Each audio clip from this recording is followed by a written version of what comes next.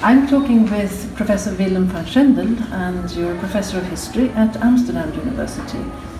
And you have worked for many years in South Asia, particularly Bangladesh, Chittagong, and also Northeast India. And what I'd now like to ask you about is how you work and your methods of working as a historian, particularly in regions where there is less written evidence, which is the common means of working for a historian, and particularly as you work with images and photography. Now, how do you do this and why? Okay, the area I work in is a bit of a heaven for historians, because if you're interested in the 19th and 20th century, the colonial system produced enormous amounts of written material, and that has led historians to focus on that. So they have only touched the surface of all the material there is. But increasingly, historians worldwide realize that historical material of a non-written kind is extremely important. And this has not really sort of filtered through to historians working in my areas. And because they're so focused on the written material, they avoid areas where the written material is not available, because colonialism came late, people were not literate, and increasingly I've become interested in those areas.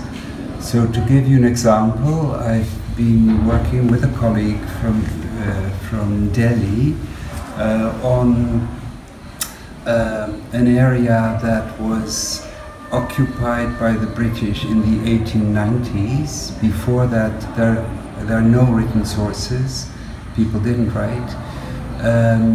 But as soon as the British came in, they produced written material, but also visual material. And very soon, local people started using cameras and so on, and presenting themselves to the lens in various ways.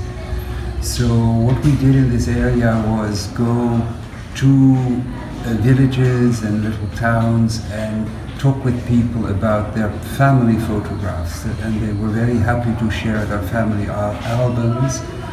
And what we did then was talk with them about the photographs, who was on them, whether they still knew the locations where these photographs were taken, what the occasion was, how they understood what was on the photograph. And in that way we collected thousands of photographs, which we used to create sort of a social history of that region that is quite different from the history you can construct on the basis of written material. So we thought this would be an interesting way and a new way to develop understandings of history.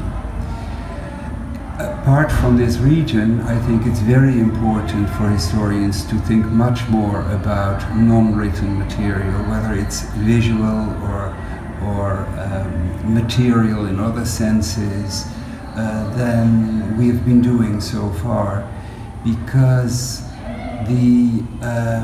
the world is changing around us, and the authority of written sources for younger generations is much less than it was for our generation and earlier generations.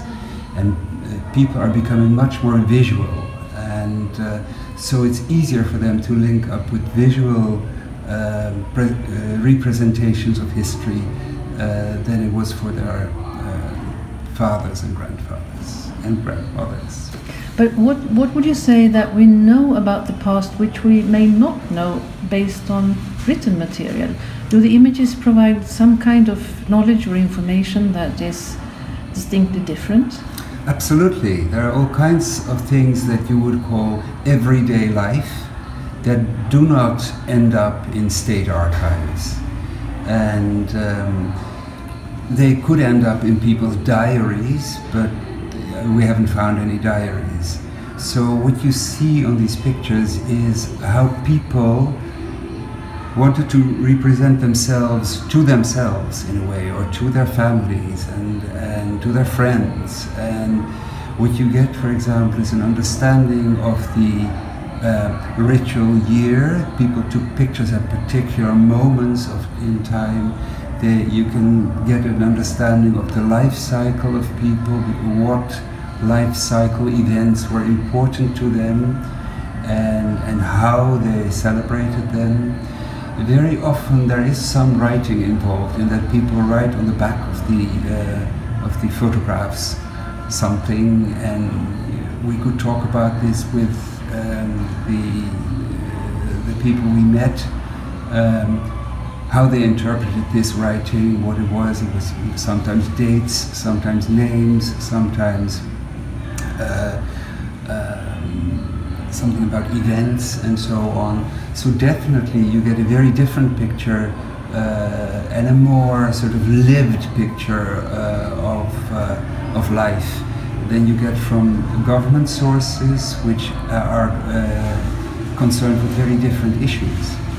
You began by saying that the British, the colonial rulers, took a lot of photographs.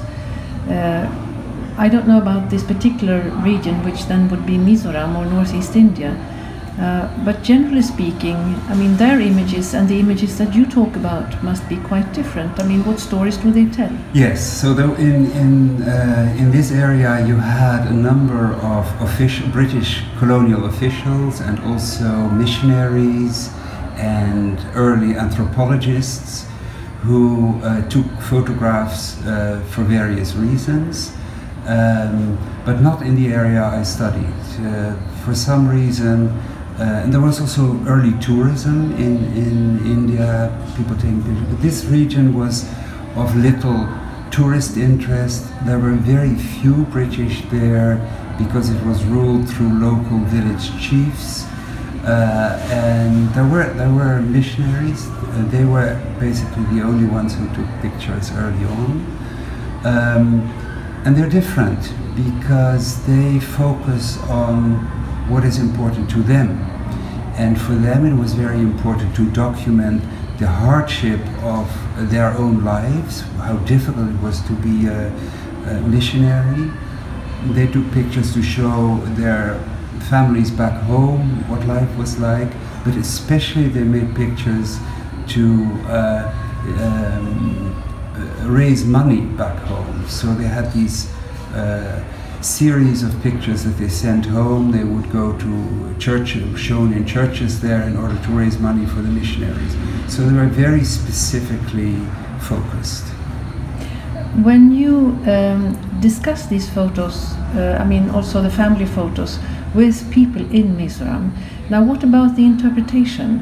How are the photos understood? Because historians tend to say that when we view, when we discuss the photos today, it will be based on how we today feel and think about the present, more than about the past that we may need information about. Now, how do you handle these things? That is, of course, a problem, and it is, in a way, it's interesting that by interviewing or talking with people about their visual material, you get a merger of oral history and visual history. And of course, oral history has several problems, as you point out. It doesn't represent the past, it represents how people now think about the past. And but there's different things happening. On the one hand, people try to interpret visual images. On the other hand, they tell you family stories, sort of things that have come down about their grandparents, for example. So they see the picture, they say, okay, this must have been taken then or there or whatever, and then they start talking about what they remember of their grandparents. So and you know how why they were dressed like this, and how things have changed. So it's an entry point to a whole discussion about their idea of history. And one more question would be, how do you then use the photos? I mean, one thing is to write history as we traditionally write history, but can they be used in other ways to relate history or to you know, like exhibitions or photo books or other kind of in teaching, or how do you use them? Yeah, so what we did, the main sort of outcome of the project was a book in which we organized the photographs according to our sort of understanding and bringing photographs together in a way that's never been brought together before, and so taking them out of context in a way for us to tell a story. We also held exhibitions in several countries, but the most interesting exhibitions were in the area itself, photo exhibitions, and they were very interesting in that they were hugely popular because many people had not seen these pictures. They had only knew the pictures of their own family. And so we had whole college teachers bringing in whole classes to see these pictures, talk about them. So you had big discussions going on in these rooms.